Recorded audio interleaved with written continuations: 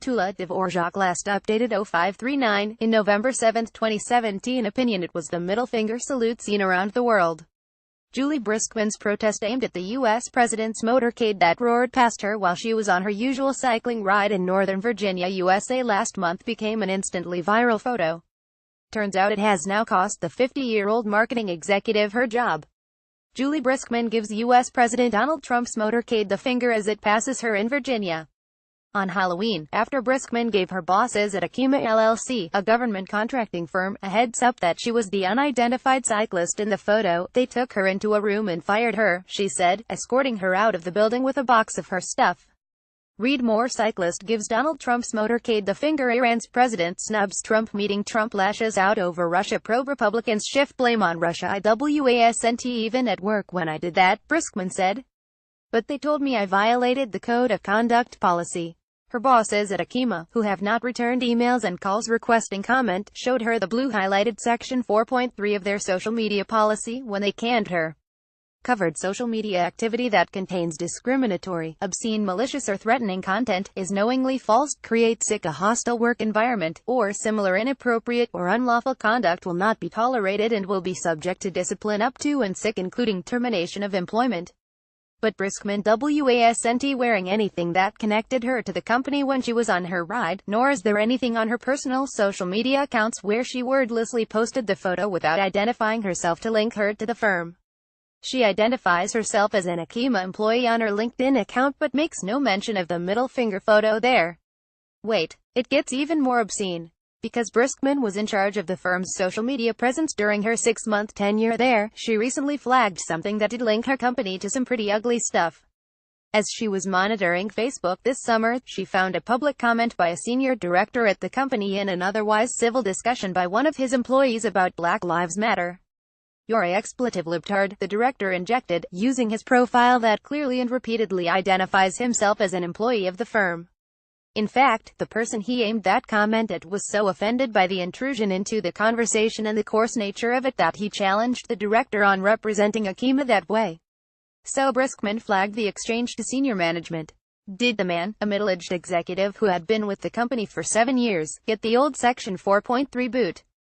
Nope. He cleaned up the comment, spit-shined his public profile and kept on trucking at work. But the single mother of 2 teens who made an impulsive gesture while on her bike, on her day off. Adios, amiga. Briskman is not a strident activist. In fact, after years of working all over the world as part of the nation's diplomatic corps, she's usually pretty reserved. "I think I gave money for clean water once," she said. During the Women's March the day after Trump's inauguration, she couldn't make it into Washington, D.C.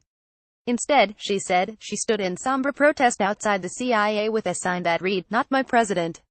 That day on her bike, she wasn't planning to make a statement.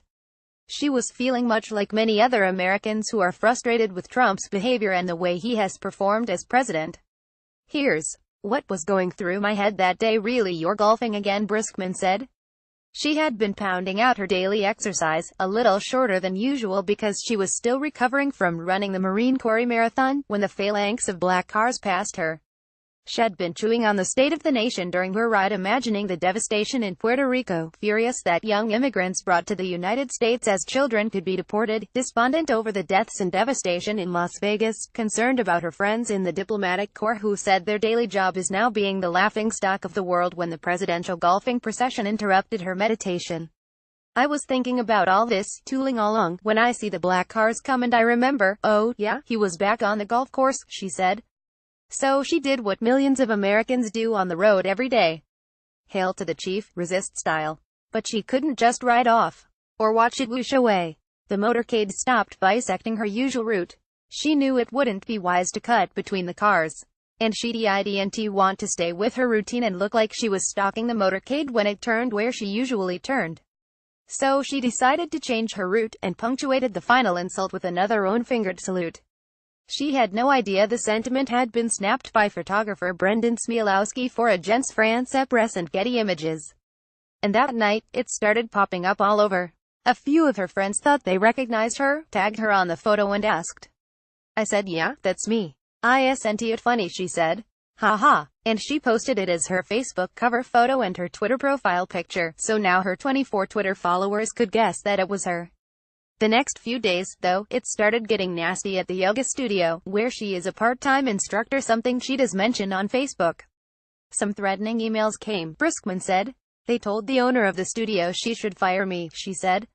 So Briskman quickly removed mention of the studio and it was all back to OMMM at the yoga place and in her life.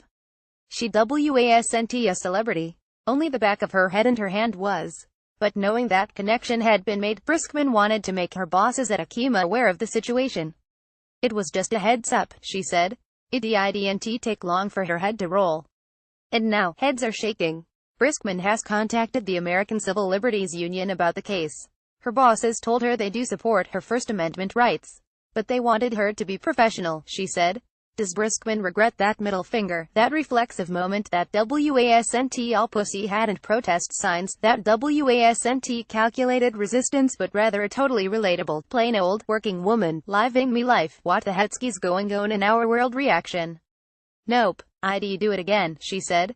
Resist, sister. The Washington Post.